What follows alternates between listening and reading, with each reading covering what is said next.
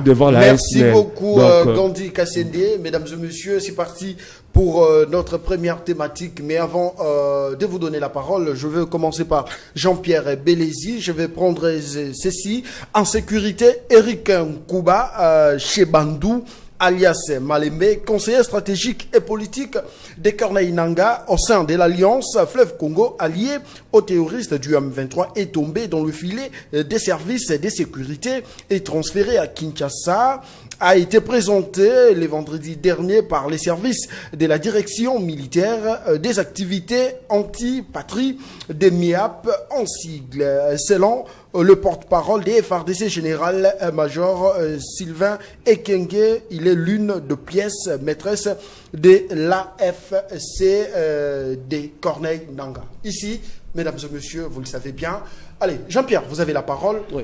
À ce jour, le PPRD se sent frustré, se sent dans l'insécurité du régime de Tshisekedi. La première question, pourquoi? Et une autre question, pourquoi aujourd'hui vous avez choisi les camps des ennemis pour combattre la République alors que l'UDPS, dans son temps, a passé 32 ans dans l'opposition en menant une lutte plutôt pacifique, des marches pacifiques organisées sur l'étendue du territoire national pendant 32 ans. Et vous, rien que dans 5 ans, aujourd'hui, vous vous alliez du côté des ennemis. Pourquoi? Deux questions. Une très belle question et bonne question d'ailleurs. Et c'est une question importante et un sujet très lourd que nous devons l'aborder avec tout le sérieux. Allez-y. Okay? Et je voudrais, avant de poursuivre, vous demander d'équilibrer le plateau parce que j'ai en face de moi. Allez-y, c'est ce que je fais déjà. Faut pas me les demander. Des amis de l'Union Sacrée. Allez-y. Avant de répondre concrètement à votre question, permettez-moi de faire quelques répliques assassines. Allez-y. En fait, une fois de plus, le propos de M. Kabouya. M. Joseph Kabila n'a pas de compte à rendre à M. Kabouya. Monsieur Joseph Kabila n'a pas de compte à rendre à l'UDPS. Il est libre de circuler comme il veut.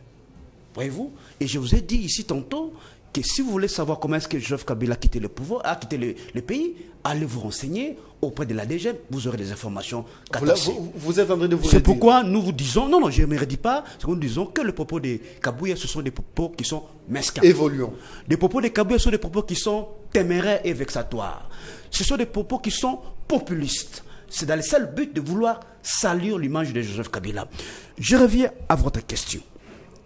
Messieurs les journalistes, je vais vous répondre ici à ma qualité de communicateur officiel du PPRD, nommé par le secrétaire permanent, le professeur docteur Emmanuel Ramazani Chadari, et sous la bénédiction de Joseph Kabila, que le PPRD, mon parti, n'est lié ni de près, ni de loin dans ce qui sont partis faire nos ex-camarades à l'est du pays.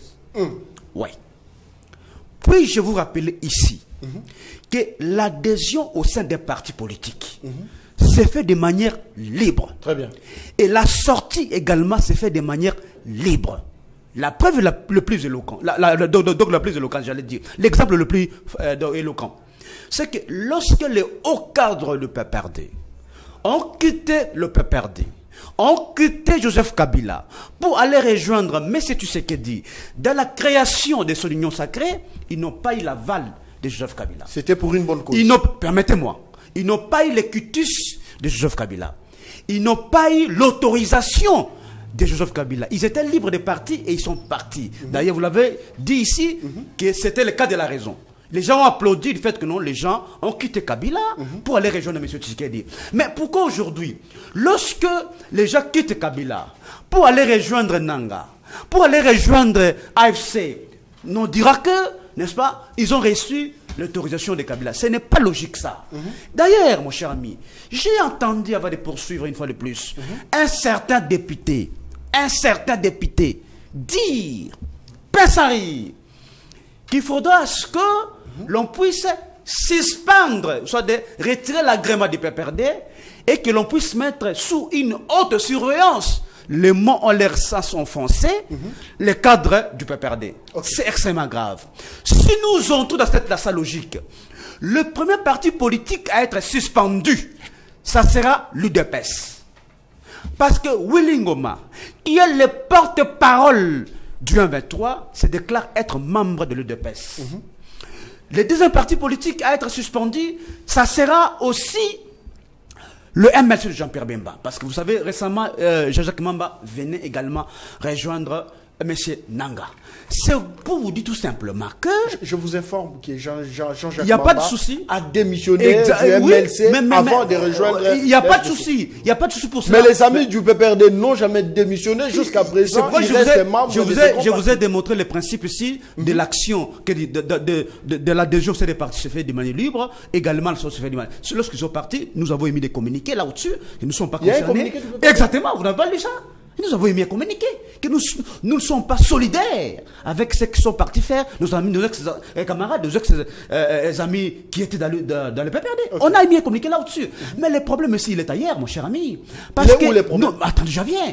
Nous, le PPRD d'ailleurs, nous dénonçons avec fermeté, avec véhémence, cette mauvaise campagne, n'est-ce pas, de la diabolisation de notre président national. Parce qu'il ne faudrait pas ici qu'on puisse fuir les responsabilités. L'UDPS, dans ce domaine de l'insécurité, M. Tshisekedi en particulier, n'a aucune vision pour la République. Vous ne répondez pas à ma question. Je vais y en venir. Vous ne répondez pas à ma question. C'était quoi votre question? À ma question. Je suis dans votre question. L'UDPS a manifesté et resté dans l'opposition pendant 37 ans durant. L'UDPS n'a jamais touché aux armes, mais aujourd'hui... Est-ce que le PPRD a touché aux armes? Allez-y, mon frère. Permettez-moi de poser la question. L'UDPS a passé 37 ans dans l'opposition, avec des marches pacifiques sur l'étendue du territoire national, voire même à l'étranger avec quelques membres de la diaspora. Et aujourd'hui, pendant 5 ans, le PPRD se sent gêné et aujourd'hui capable de toucher aux armes pour combattre la République, sans ignorer que vous êtes indexé et être membre de cette alliance du fleuve Congo. C'est pourquoi je vous ai répondu en disant que nous ne sommes pas intéressés, soit derrière ce qui s'est passé dans ce pays, parce que le PPRD, c'est un parti démocratique. Lorsque vous lisez nos statuts, dans son article 5, il est dit clairement ici que le PPRD poursuit la conquête du pouvoir par des voies démocratiques. Très bien, on n'a pas parlé de l'élite des armes là-bas, mon cher ami. Mais il faut citer, mon cher ami. Ce qui se passe aujourd'hui, c'est que l'on veut à tout prix salir l'image de Joseph Kabila. Et nous disons non à cette mauvaise politique, parce que, mon cher ami, ce qui est vrai, c'est que l'UDPS et M.